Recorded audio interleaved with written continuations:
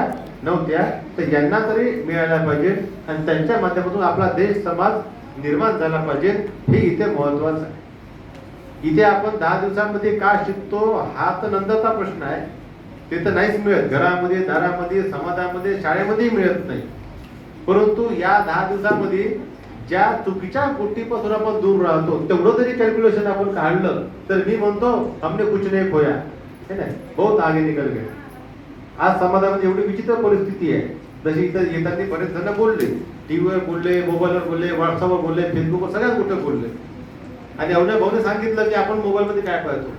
मी त्याच्या समोर जातो भाऊ की ते तर काहीच नाही, का पाहत होतं. एवढी बेकार परिस्थिती आहे की लहान लहानचे पोरं जमत्यात पोटातून पैदा झाले, बाहेर निघाले, त्यांना मोबाईल हातात दिल्याशिवाय ते जेवायला सुद्धा तयार नाही.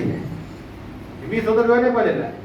त्यांना माय नको, बाप नको, मोबाईल भेटला तर शांत बसतील, मोबाईल भेटला तर ते बसतील, मोबाईल भेटला तर ते जेवण करतील. म्हणजे आई वडिलांच्या खुशीतून, त्याच्या उदरातून आले ते, ठीक आहे. परंतु त्यांच्यावर संस्कार कोणाचे आहे?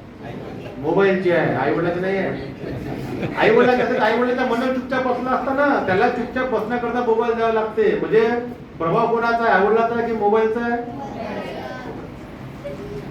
आता मोबाईल आपण पैदा केला की मोबाईलनं आपल्याला पैदा केलं?